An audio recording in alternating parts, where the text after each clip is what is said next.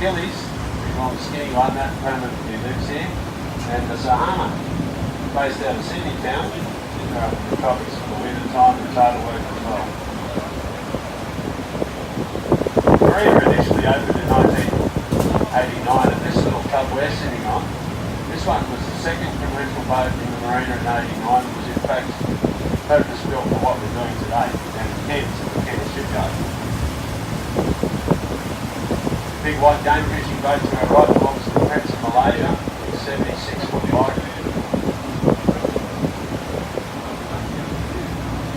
And just ahead of us here, to the right, Big Silver Ferry, Quicksilver number 5. It's a wave-piercing catamaran. It's an Aussie invention, designed and built by Bob Clifford, Tasmanian boat builder.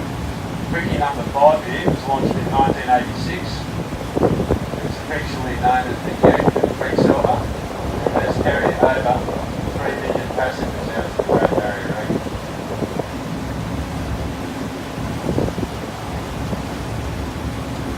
The marina sold last July. New billionaire owner has got big plans. He's intending to remove the marina structure and put up a new hotel, luxury accommodation, restaurants and accommodation all on the waterfront here. Some restaurants, a few shops and stuff. Unfortunately, the plans went astray. The architectural firm was employed to design the new building and the initial development application. They stuck in the development application last September and didn't leave the building code. And the new design looked like a big toilet block. And underneath the new hotel, just to our right, they designed an underground car park just behind the seawall on reclaimed land below sea level. So, strangely enough, the application didn't get too far, in fact.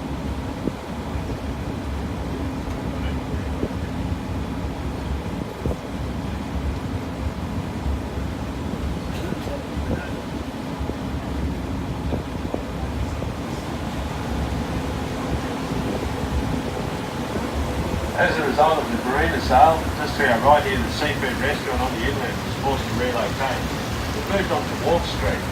For 40 years, the waterfront restaurant was one of the port's favourite. Did a fish feed and serve a couple of awesome dishes. They do a whole deep fried coral trout and also a Singapore style chili mutton gravy. The shipyard takes boats up to 50 tonne. There's the Fascination, big 60-foot rib, getting the underwater work completed. Some boys from Luxury Yacht Refinishes up there. Boating and Fisheries Patrol Office here, and Port's original non-profit organisation and social hub, the Tin Shed.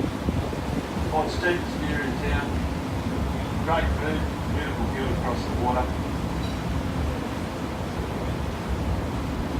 Waterfront's changed in Port. This section from the boat ramp to the Sugar Wharf was dominated by buildings for about 40 years. They all got knocked down about 5 years ago. The plan was to put in a lagoon-style swimming pool at the boardwalk, but demolition of the buildings caused a public outrage. Basically, since then, nothing's been built.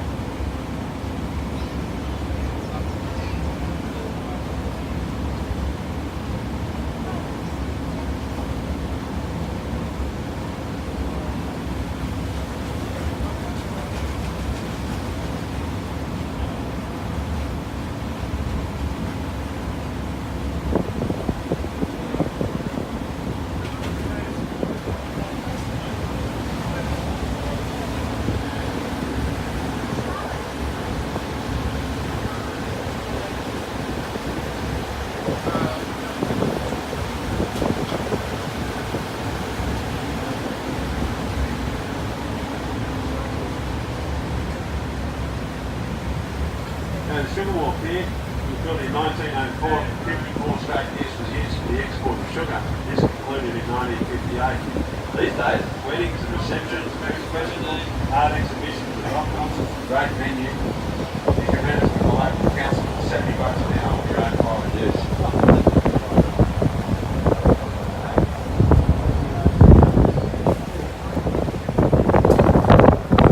As we go past the Sugar Wharf, down a little look back on the right, there's a nice little beach, and just coming into view is St Mary's by the Sea, Port's original church and chapel. Built in 1880 by a travelling priest, came to town, built his own church. It remained up on the hill for 108 years. And in 1988 the council moved it to the waterfront, renamed it St Mary's, gave it a little bit of a lick of paint, and it is now Australia's third most popular place to get married. 250 services a year in that little church.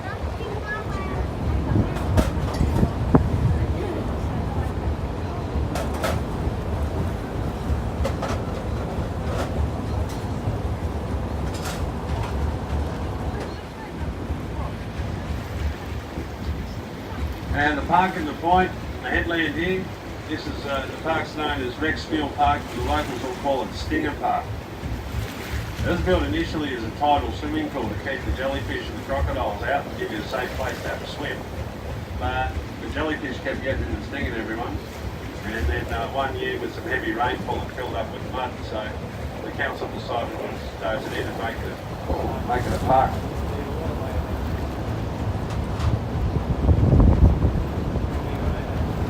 Great spot to relax in the afternoon, late afternoon, about 5 till 6:30. You come down here, bring some drinks and snacks, and relax in the park and check out the sunset over the mountains, Port Douglas style. It's a beautiful way to finish your day.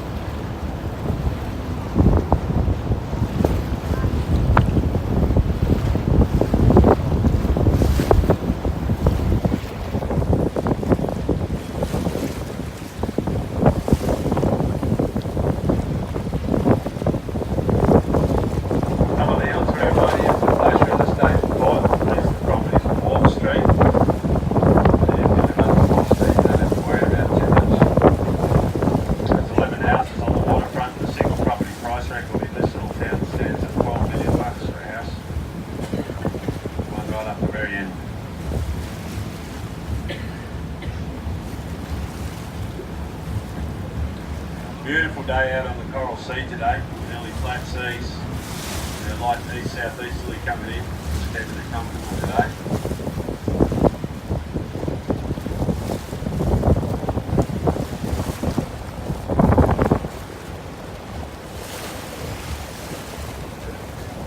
Have a little look out to sea here.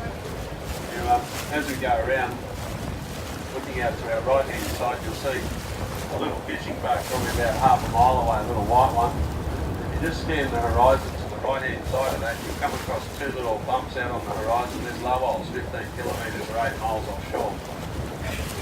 Lowell's became famous in 1916 for being the first place to study coral anywhere in the world.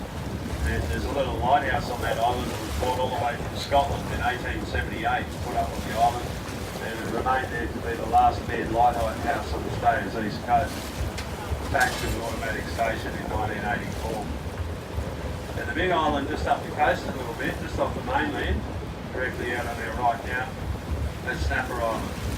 Snapper Island's one of 618 continental islands on Queensland's east coast, and Snapper lays straight off the Daintree National Park.